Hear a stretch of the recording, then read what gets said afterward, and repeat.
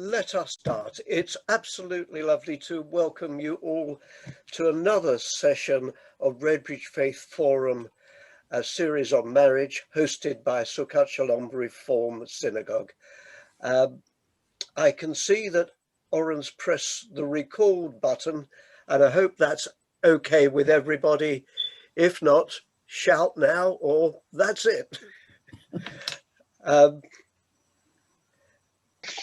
As last week, we're going to ask for question and answers after the presentation, and it gives me great pleasure to, in a moment, introduce Pratibha and Vinay, who are going to talk about Hinduism's view and practice of marriage. But I cannot let this auspicious day go without wishing you happy Makar Sankranti. And I hope that when we meet for real, we'll all be able to join together and fly our kites. And now, over to you. Thank you very much, Tony. I will start my presentation. Hang on. Let me share the screen first. Share the screen. Share the screen.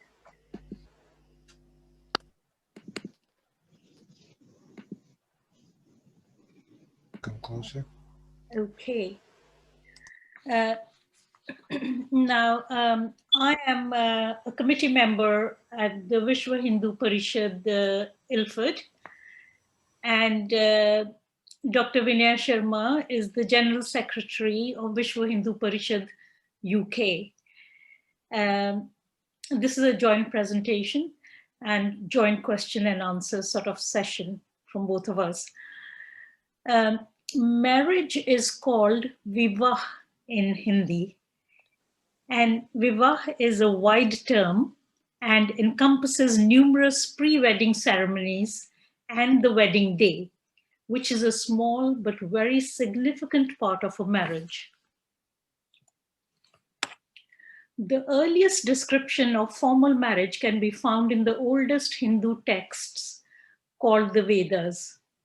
There are 4 Vedas, and they were written around 1500 BCE. 2 of them, the Rig Veda and the Atharva Veda, give descriptions of formal marriage. The Vedas reinforce the social importance of marriage in the institution of marriage. Hindu marriage is the 13th sanskar, sacrament, or life event in life. It is considered to be the most important of all 16 sanskars established in the Vedic era. Just a bit of digression over here. This slide presents the 16 sanskars which start from conception to cremation, and they cover before birth, at birth, and during childhood, events related to education, during adult life, and after death. And wedding ceremony over here is the 13th of the sanskars.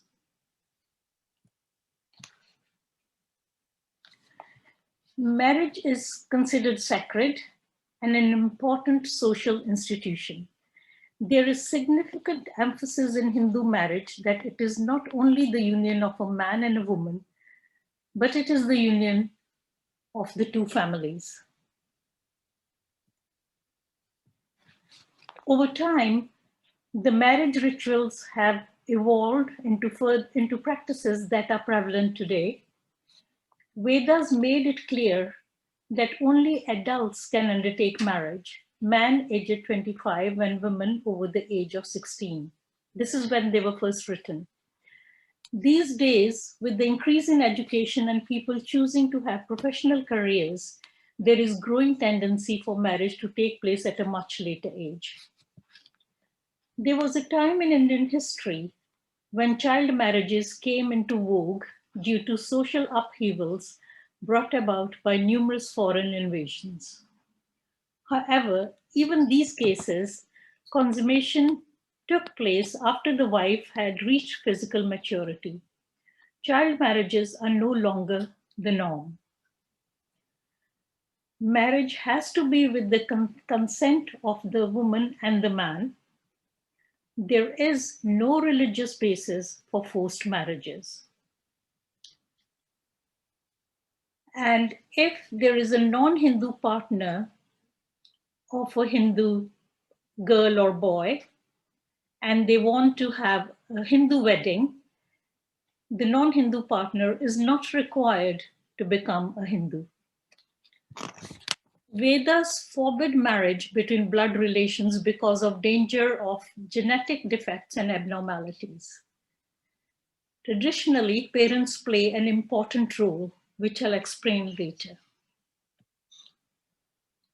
As far as choosing a partner is concerned, the man and the woman have the full right to choose who they marry. In current times, mostly the man and the woman directly find out about each other, which traditionally the parents may have inquired about.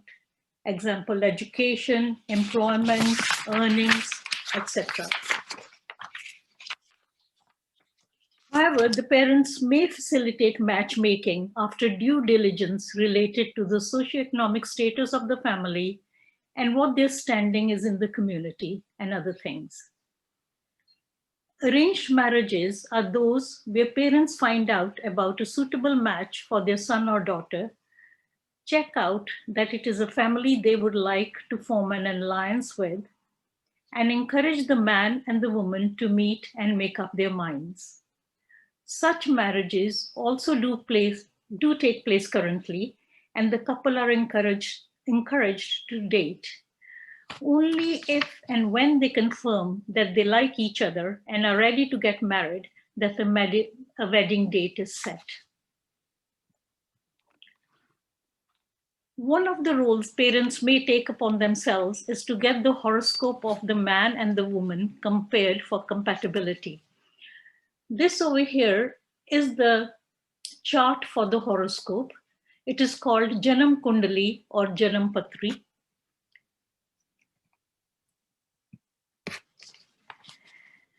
By knowing the exact time of birth and place of birth, the constellation of the planets at the time of birth can be worked out.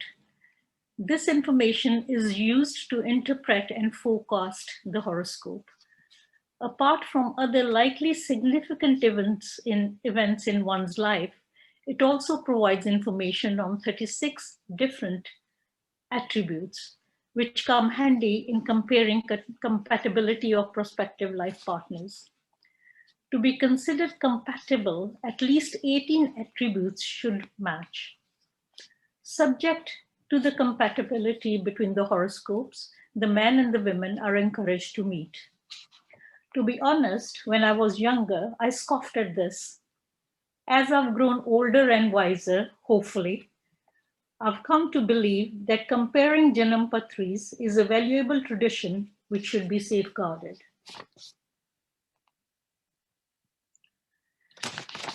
Now I will take you through a North Indian Hindu wedding.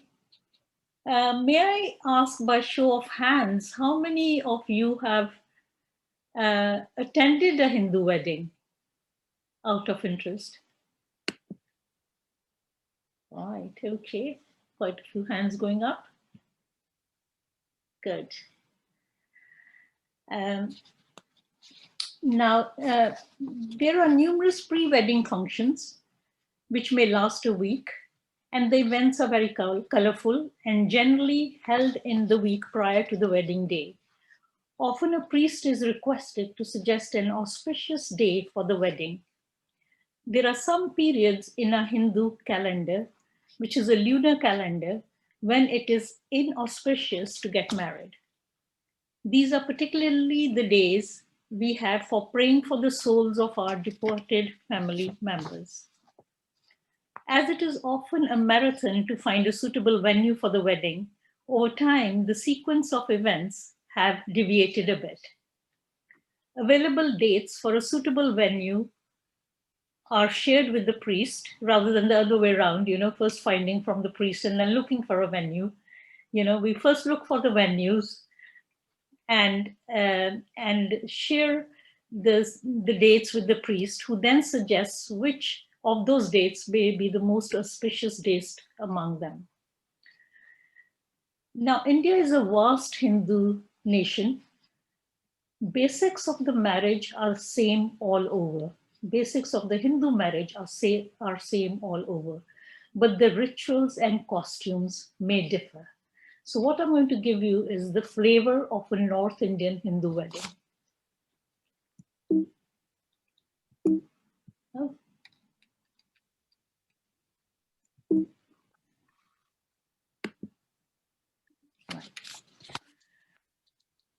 Shagun and chunni ceremonies.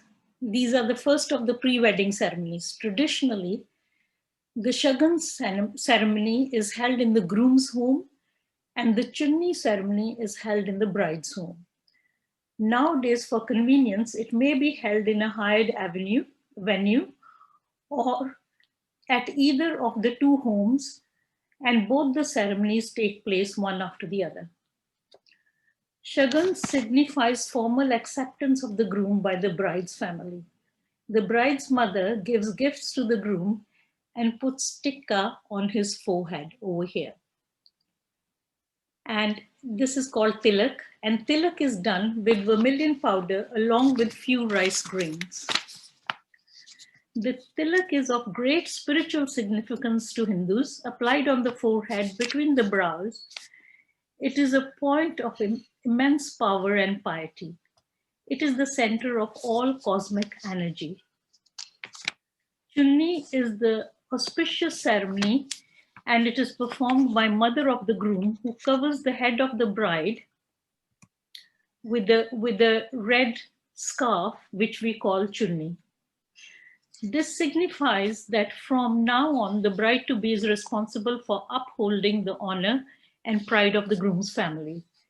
The bride wears the clothes and jewelry brought by her in-laws. She is also given mehndi, henna, to apply on her hands. Gifts are also exchanged between the two families.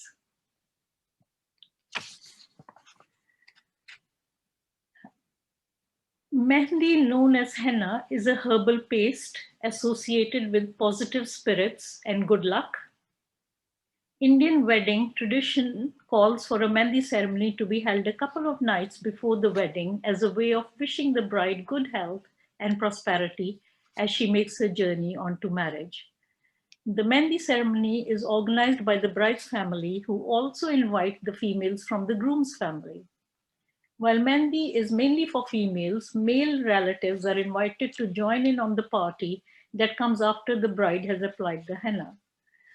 The core significance of applying mehndi is to utilize its natural medicinal herbal remedies, cooling the body and relieving the bride of any stress before her big day. Henna is applied to both the hands and the feet as a means of cooling the nerve endings of the body, preventing the nerves from tensing up.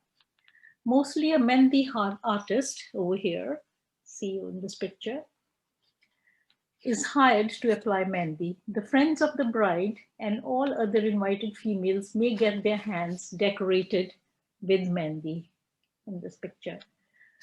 After applying the mehndi, the bride must wait for it to stain her hands and feet to create lasting designs. It is commonly believed among Indian tradition that the darker the color of the bride's mehndi, the more her husband will love her. Also that she will be her mother-in-law's favorite. Then comes the Sangeet, which is the music and dance party. This musical night is a celebration of the union of not only the couple, but the bonding of both families. It is here that both sides bring down their barriers and mingle in a fun environment. It is a celebration that can be as lavish or as toned down as the families can afford.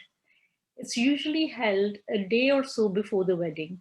It may be held in a huge hotel room to accommodate all wedding guests, or it may be a small affair at the bride's home. But most of the Sangeet parties are huge and loud, and every bit like a reception, but super fun. Traditional songs are sung with the beat of the drum called dolak. Here is the dolak, and here it is being played, and men and women, anyone can play the dolak, whoever wants to. And traditional songs, folk songs are sung during this occasion. All these pictures, most of the pictures in my presentation are from my daughter's wedding, and we had the music night in a marquee in our garden. The Chuda ceremony. This takes place with the Havan. This is a prayer with the fire and making sacrifice and putting in ghee, and the priest is there to facilitate all that. And the chuda are a set of red and white bangles that are presented to the bride by her maternal uncle. And this is my brother and my sister-in-law, my daughter, in the ceremony, and then my brother and his wife helping put on the bangles on my daughter. Red in our culture is a sign of fertility, prosperity, and maturity, and together these colors signify the new role of the bride as she transitions from a girl to a married woman. Then there is an important ceremony called the Haldi ceremony. The Haldi ceremony is held by both the bride and groom's side in their own homes, generally a day before the actual wedding. The ritual takes place during the morning, where the paste is applied to the bride and groom's body, including face, neck, hands, and the feet. This paste is made of turmeric, rose water, milk, mustard oil, sandalwood oil, not oil, but sandalwood powder, almond powder, and lemon juice. This paste gives glow to the skin, has a soothing effect, and it is believed that it wards off evil. And yellow is also considered, yellow is the color of the turmeric, is also considered very auspicious by Hindus. The near and dear ones wait for their turn to anoint the bride or groom with haldi paste. Slowly and steadily, the ceremony turns playful, where everyone starts applying it to each other. The ceremony is later followed by a ritual bath for the bride and the groom. Not together, of course, they are in their own homes, so they have a good bath after that. Then comes the wedding day. It starts with the arrival of the groom's family and friends. This is called the Barat. This is followed by Milni, which is formal introduction of key relatives. They may be lighted for refreshment prior to the main wedding ceremony, and then the rest of the ceremony continues. These pictures show you the arrival of the Barat. They come all singing and dancing. Here is the groom, and here is the person playing a drum. The Barat come, all coming over towards the entrance of the venue. And the bride's family and friends await arrival of the Barat at the entrance of the venue over here. The groom is welcomed by the bride's mother by putting a tilak on the groom's forehead.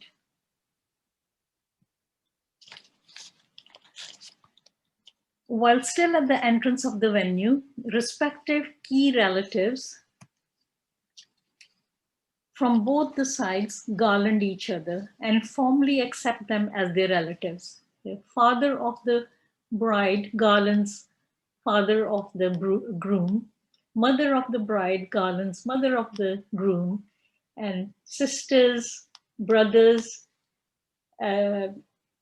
uncles, It depends how many people you want to introduce formally. This is where that happens. And generally fresh flower garlands are used, but if they're not available, then artificial um, garlands are also used.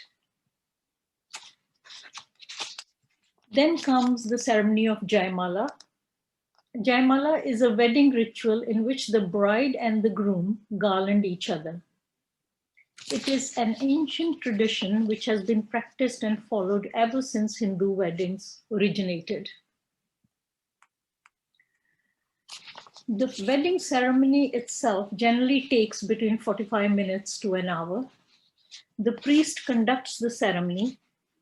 Fire serves as the witness. The bride's and groom's parents also participate in the ceremony.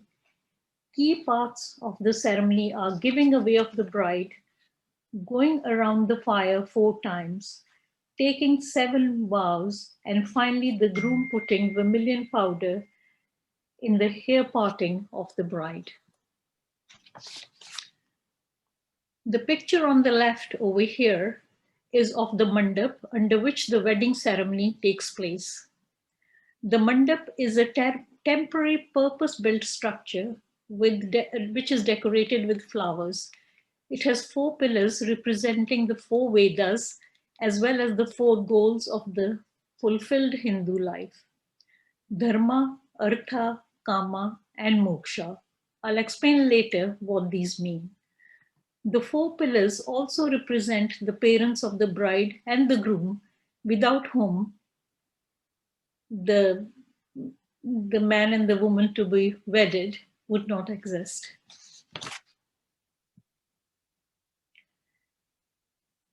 The bride and the groom go clockwise around the fire. After each round, they sit on their chairs over here, and the priest explains the significance of the next round. Before they start,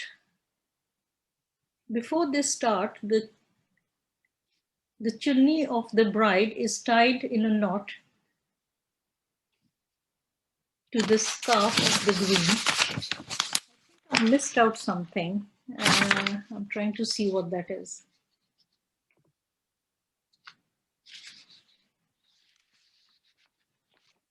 Okay, let me go back for a minute over here. This is giving away of the bride. The parents of the bride give away the bride, and by putting the hands of the bride into the hands of the groom. And after that, the ceremony of going around the fire begins. And in the first 3 rounds, the groom takes the lead, and in the last round, the bride is asked to take the lead. At the end of the 4th round, couples exchange their seats.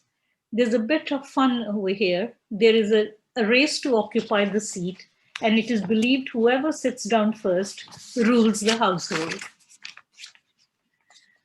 The 4 rounds which the couple take represent the 4 phases of fulfilled married life: Dharma, righteousness; Artha, prosperity; Kama, energy and compassion; Moksha, liberation. During each of these rounds, the bride's brothers give her fist full of rice, puffed rice, which she offers to the fire. Others around the mandap shower the couple with rose petals as a blessing. Then come the 7 vows. Symbolically, the groom and the bride touch one of the, there are 7 pebbles put in front of them, and with each vow, they touch the pebble with their toes and take the 7 vows, which are: promise to be faithful to each other, promise to embrace each other's family as their own, promise each other in sickness, health, happiness, and sorrow, promise to share all duties in life, promise to create wealth through righteous means, promise to be good parents, and promise to remain together for the rest of their lives. Finally, the groom puts vermilion powder in the hair parting of the bride, a symbol of married woman. The groom may also give her a special necklace, which is called Mangal Sutra. The couple then seek blessing of the priest by touching his feet and of their respective parents. The registered wedding may take place at the same venue after the Hindu wedding. Some couples prefer to have it on a separate day before the wedding.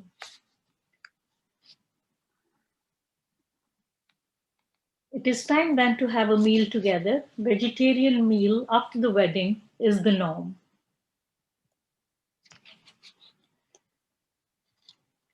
The newly married couple then leaves the wedding venue. This is called Vidai. Vidai means leaving the maternal home. And it can be an emotional time since the bride is leaving the maternal home and stepping into the married life. Following that, there is a reception party in the evening. If the wedding is in the morning, the reception party would take place in the evening or sometimes on the following day. These parties are grand, loud, and lots of dancing and fun takes place. The newlyweds may have a home of their own, but they first go back to their family home. Here I will share with you pictures of my nephews.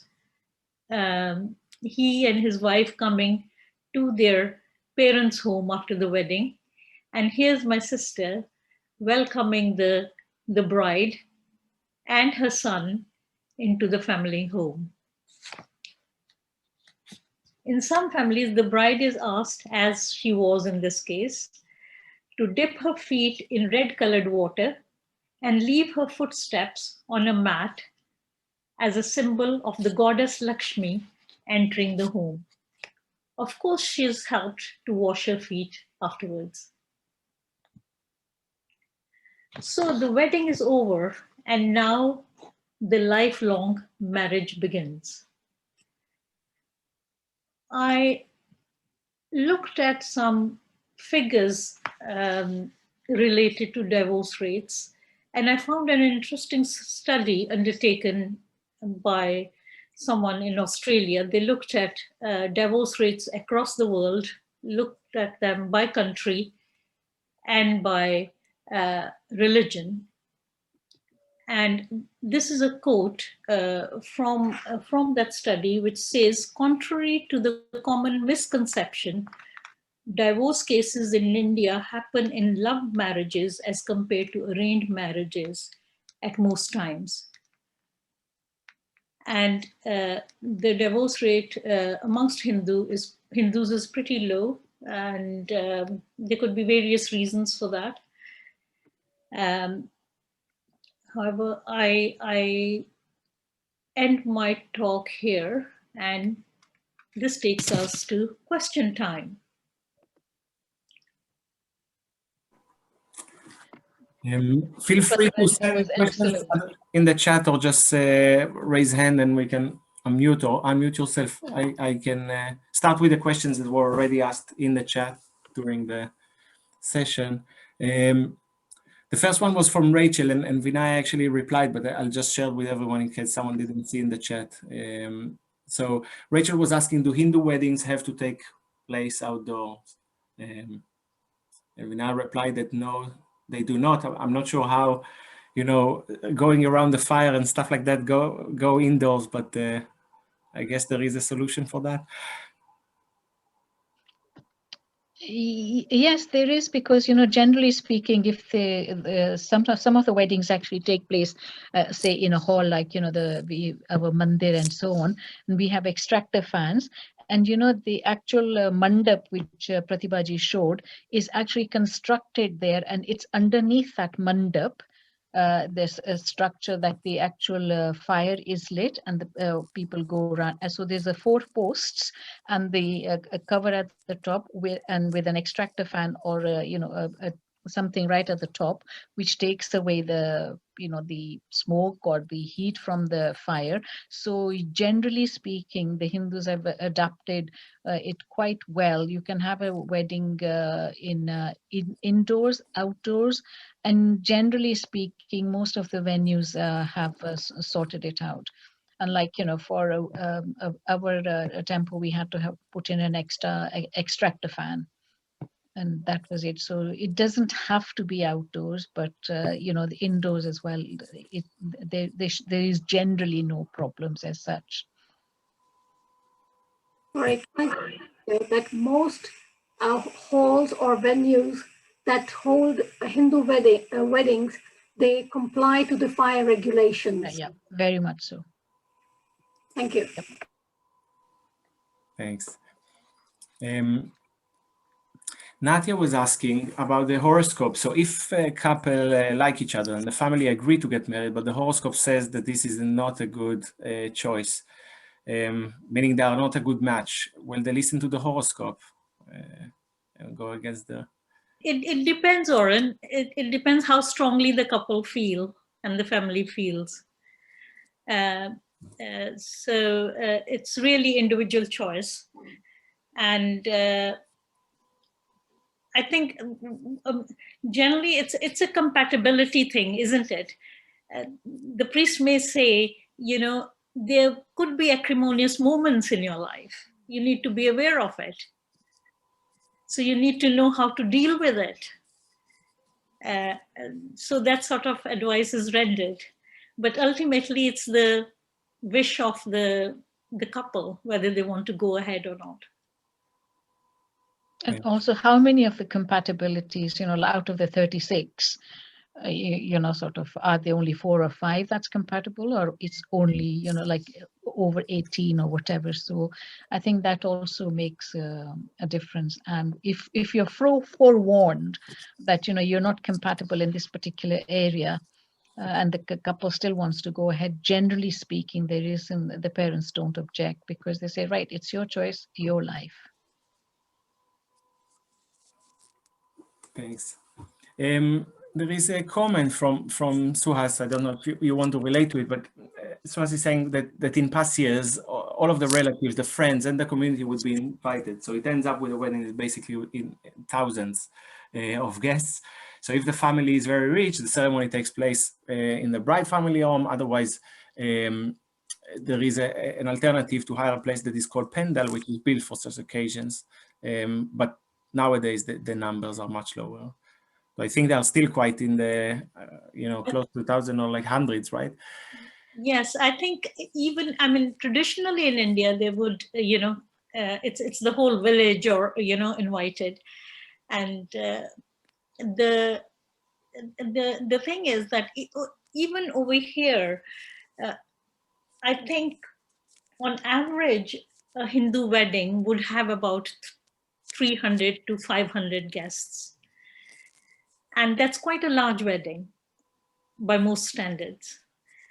And also, the thing about Indian weddings is it's also an event where there is encouragement that if you haven't seen people, your friends, for a long time, invite them for the wedding.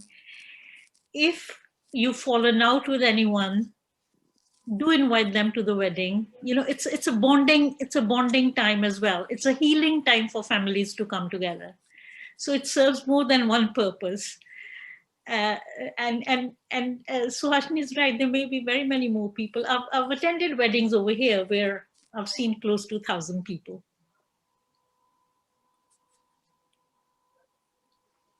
And it's basically a community event almost, and all the community comes together. And you see, as you say, you might have fallen out with a relative, and yet the wedding actually is a good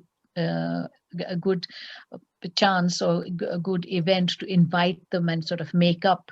So look, our daughter's getting married. Please forget whatever happened in the past, and let's get together and so on. So it's basically the whole community to a certain extent getting together. So it's just not just the bride and the groom, the families, and supported by the community. In the bigger cities as well, or mostly in the villages? Even in the bigger cities, like, in London, we've seen weddings with 1,000 people. Oh, really? Yeah. And there is, the Oswal community, one of the Hindu communities, they have a huge place near Potter's Bar. And it can host thousands of people. They have fair amount of grounds and a very, very big hall. So it's not unusual in some communities also over here to host such large weddings. Thanks. The next question is from Karen. If the reception party takes place after Vidhai, does this mean the newlyweds do not attend? No, they do. They do come back. Yeah. In fact, the whole reception party is in their honor. And that's where everybody congratulates them personally. You form a line and, you walk past the bride and the groom and sort of, you say congratulations and give presents or whatever you want to wish the bride and the groom, because during the wedding, when they're sitting in the mandap, obviously you can't talk to them or anything. You're just watching them. So at the reception is your chance to go and speak to them.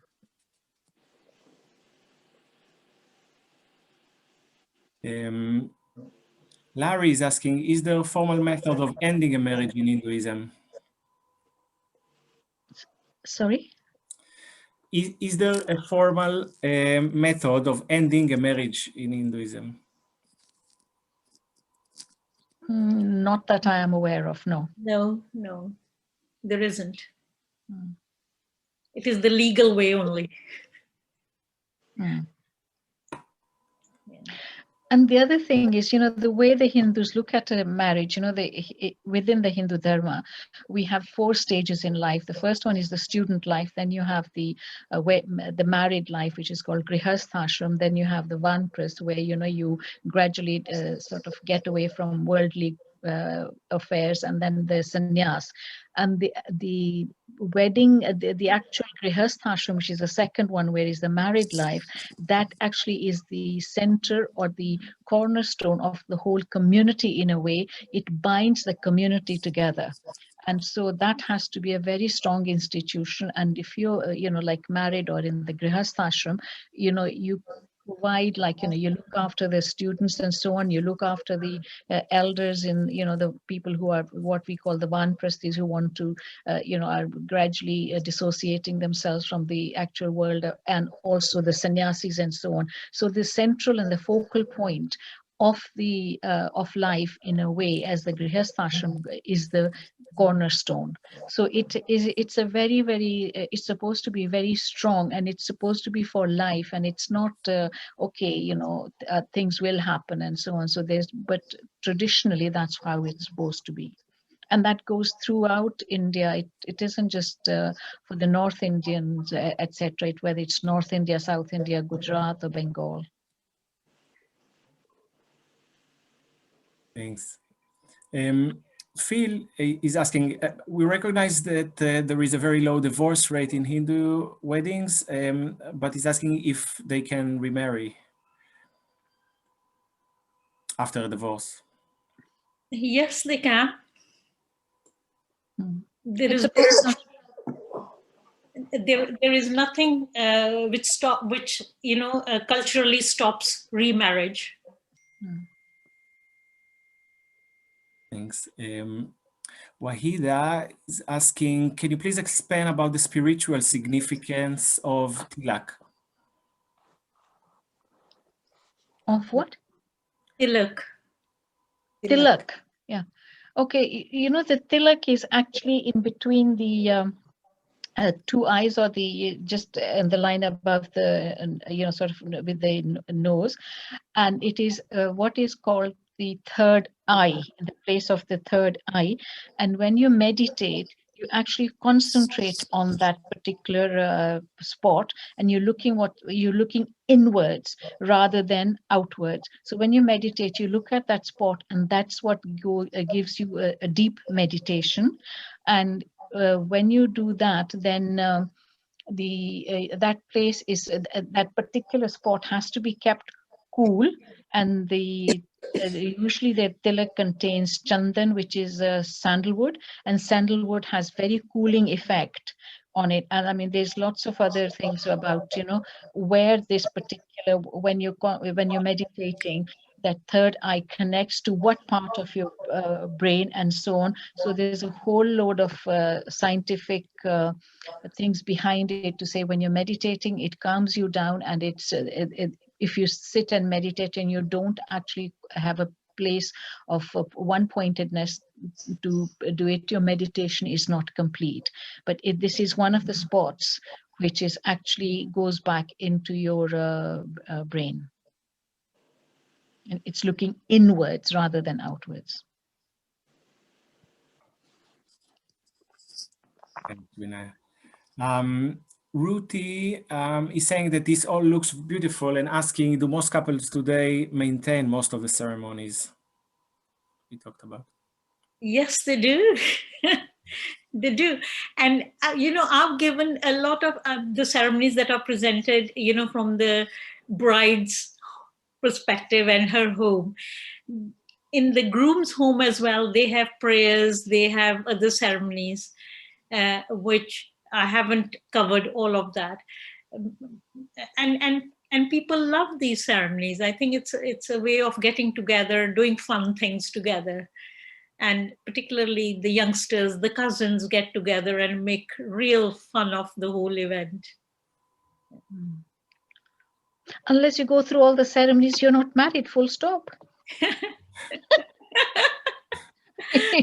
So you have to put up with that if you want to get married. Thanks. Phil has a follow-up that I missed earlier. Also, if one of the spouses die, is it normal for the other to marry again? Yes, they could if they want to. It's a personal choice, definitely. There was a question about fire somewhere. Was there, Oren?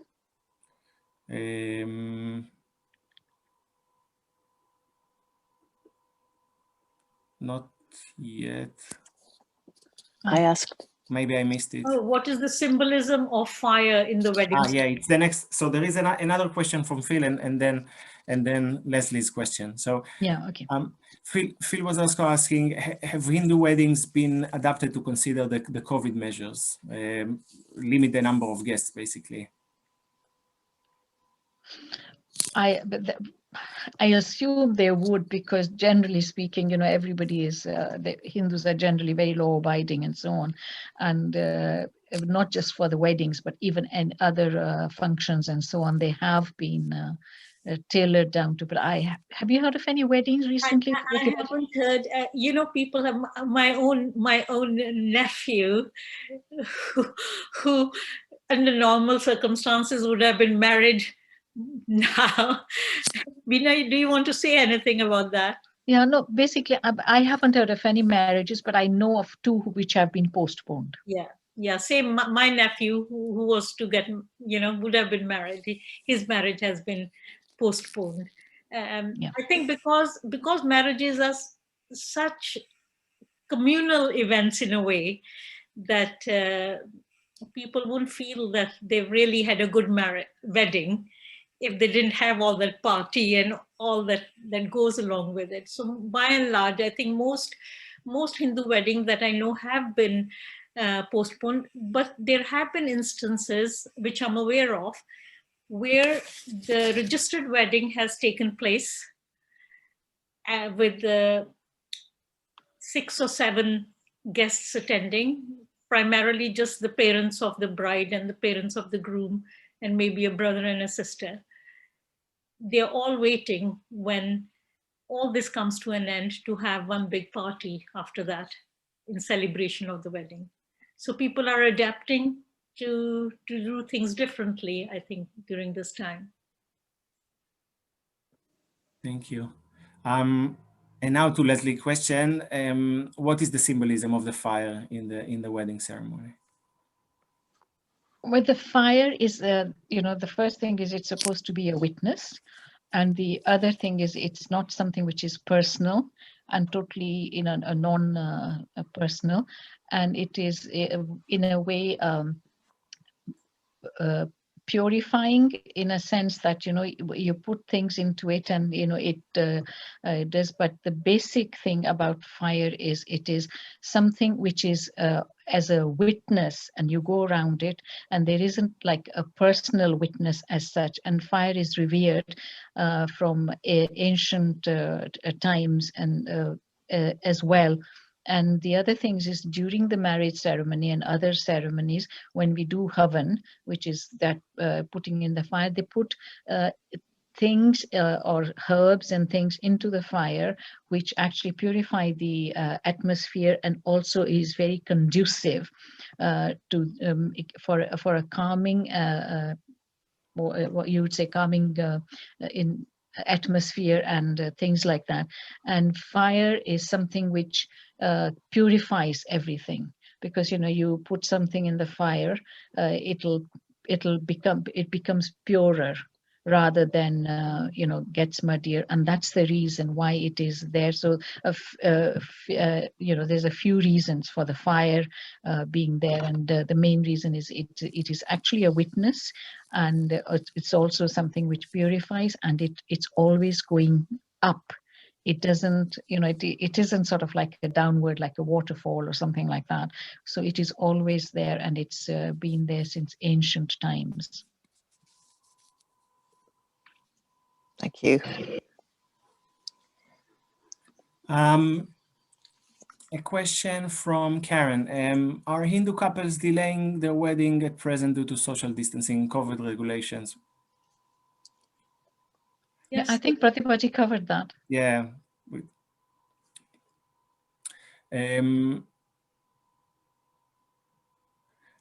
Natia mentioned that it's such a colorful and joyful photos, and it seems people have a lot of fun during the wedding ceremony. And if we can consider saving some space for her in the guest list.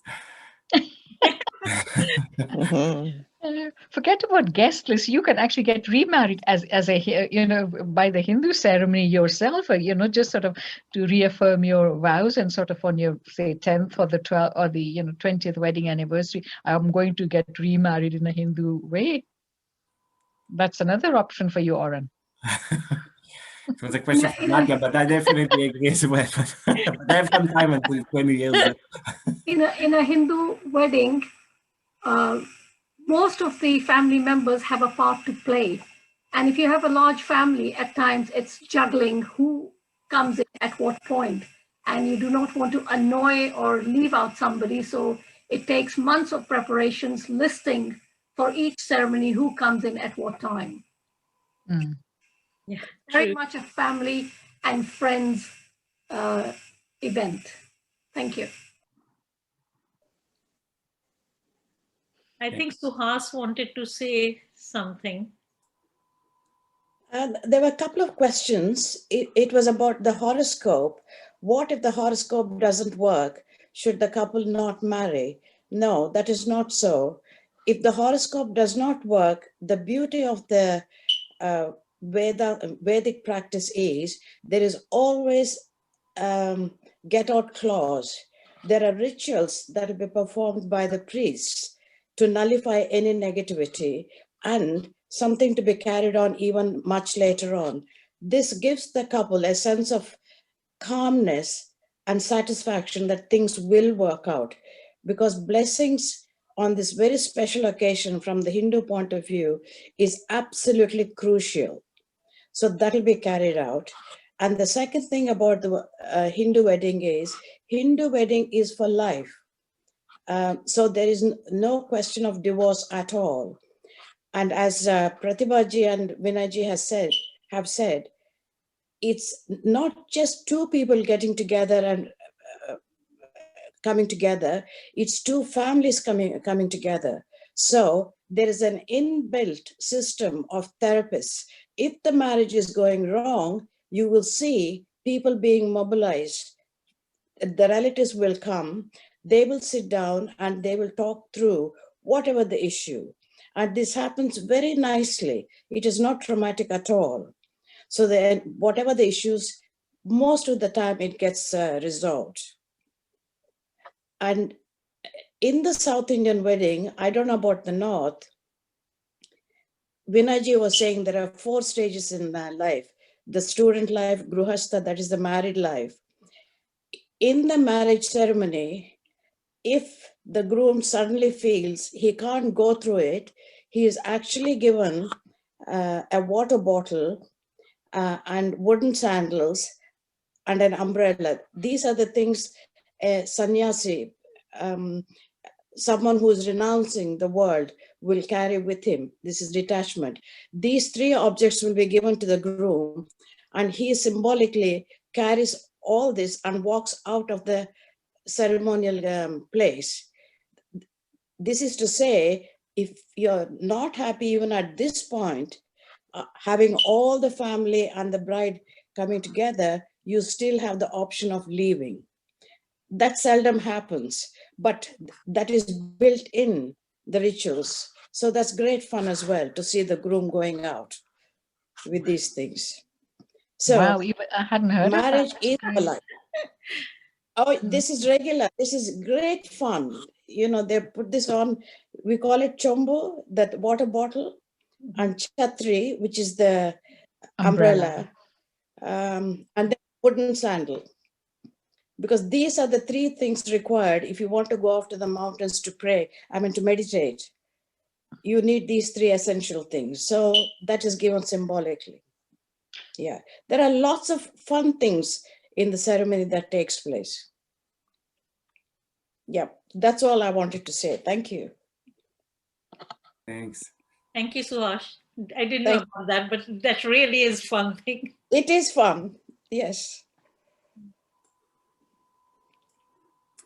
A question from Imam Kuram. Does the practice of sati, self-annihilation for the wife, still take place after the death of the husband? Was this a cultural practice or religious? No, sati has been made totally illegal in India, and it does not take place. And also sati was something which was it's not a Hindu practice at all. It was only instituted to a certain extent when invaders had conquered, say, a particular king or something like that, and the wife did not want to submit herself to the conquerors and so on, and she then decided that she would rather than be conquered or be taken away by the conquerors and so on, would rather die with her husband on the thing. So sati, to a certain extent, was you could say it was, I don't know, a cultural practice of the times, in that historical period when India was invaded by it was sort of a lot of people, and it was and basically the conquerors or whoever wanted the women, they would kill the husband, and then they thought they could get away with taking the wife. But sati is totally, it's illegal, it's banned. And like I said, touch wood, I haven't heard of any for I don't know when. And it was only in one certain part of India, which was more the border area in Rajasthan. Because sati was not a practice. I don't know, Suhasji could probably correct me there. I don't remember sati as a practice, say, in South India or Bengal or other thing. It was more the border area with Rajasthan and so on. Gujarat did not have this pratha of sati either. You're absolutely right, Vinayji. The whole point of the sati is not only did the enemies try to take the wife, they would torture the women, especially the wives of the kings. In those days, even the Hindu kings had several wives for good reason. And they would be tortured, they would be raped, and any information they could get about the king who was slain would be extracted by any means. So to avoid all this, the women felt it is better to commit sati than to submit to such invaders. And that practice has stopped. It is not that the Britishers stopped, because even during the Britishers' time, there was a lot of happenings between various major religions. So it was a protection of the women. It was not very pleasant, but if you see the other side of the coin, where the woman would be raped and tortured to extract information, and it was horrible. So it seemed at that time, it's time related, of course, death was preferable to being a victim. It's certainly not in practice now. And there's no mention of sati in the Vedas or anywhere at all. No, definitely not. No. Yeah. When once the woman becomes a widow, she will remove that red spot, the tilak. She will wear the ashes, which is kind of gray. And that would indicate to the community that she is a widow. She would be respected irrespective. We don't wear rings. We have, Pratibha mentioned that special necklace. It is Mangal Sutra and the red spot on the forehead. This is very significant for a married woman and very, very sacred. Thank you. Yeah. Question from Shirley. What happened? Sorry? It's a good one. It's a good one. No, let Pratibha and Vinay answer, and I'll come from my perspective, South Okay. Indian. What happens if the woman takes the first seat during the dance? How is it accepted that the woman rules in the household? Did I get it right? Okay, this is when the couple go around the fire, and it's after the fourth round when they get back to their seats. That's the time when it's all fun related. It's so if the saying goes that whoever sits down first is the person who will be the dominant of the two in the household. So it's sometimes it may be true, sometimes it may not be true, but it's good fun. Thanks. Suhas, did you want to comment on it as well? I would like to talk about the question about the name, taking the name after marriage.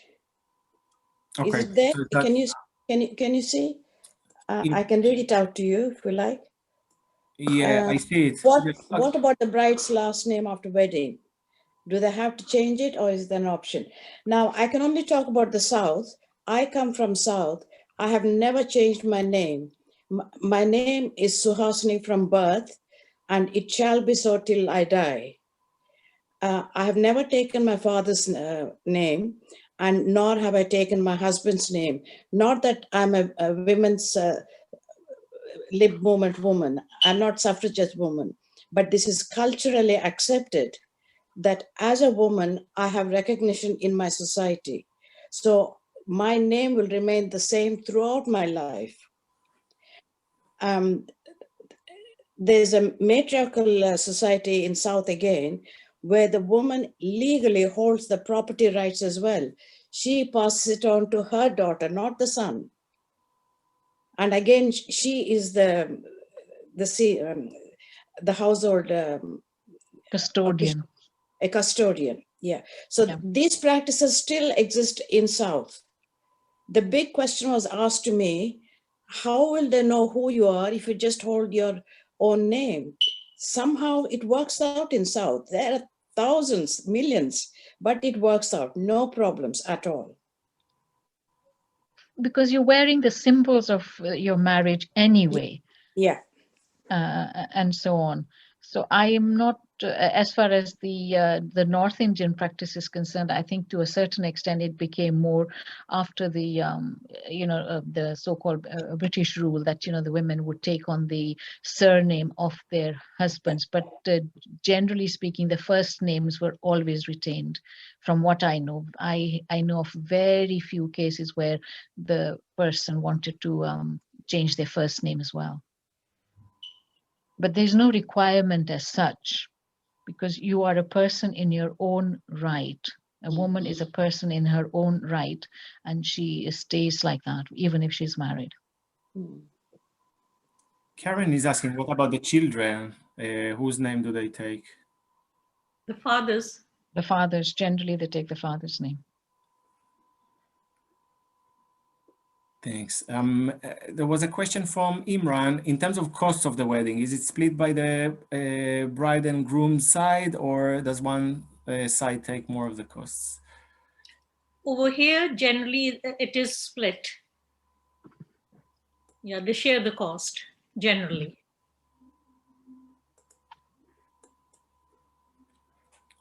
Thanks. I think that was the last question, at least in the chat, unless I miss someone's question, then feel free to ask now. What about you, Oren? You haven't asked a question. Hmm?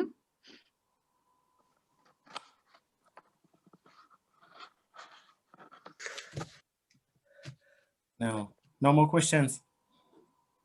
I think there are no more questions. No. Okay. Pratibha, Vinay, and Suhas, thank you for a wonderful presentation, full of colour, fun, lots of people, lots of friends, lots of family. Thank you particularly for sharing your family's weddings.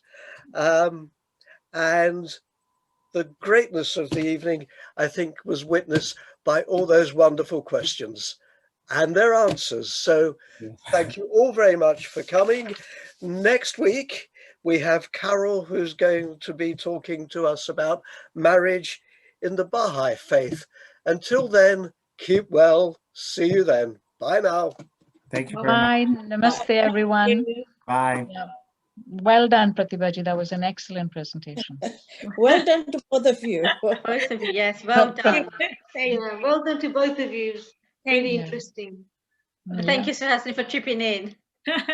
My pleasure. Yes. No, we needed that perspective because both the Pratibha and I come from North India to a Yeah. certain extent, and the South Yeah. India, so I was just hoping there'd be somebody from Gujarat or Bengal who could give some kind of a perspective there as well. But there wasn't. But it's just some cultural practices are different, but the core ceremonies are are very similar. Yeah, Absolutely. these are very, very similar, and what matters is the core ceremony, I think. Yes. And this is what the guys, some of the modern people, or the children who've grown up here, they don't want this mumbo jumbo, etc. They want just the core values, and they want it to be explained in a reasonable manner. And is it logical? Is it practical? And it's not that because it was being done for thousands of years, that's why you have to do it. No. And in a way, it's a very, very modern concept, the Hindu marriage. And it changes with time. Adaptability is there. Yeah. That is why Hinduism has survived. It has changed with time without losing the core. Yep, very much so. Yeah. Thank you very much. Thank you so much. Thank you very Thank much for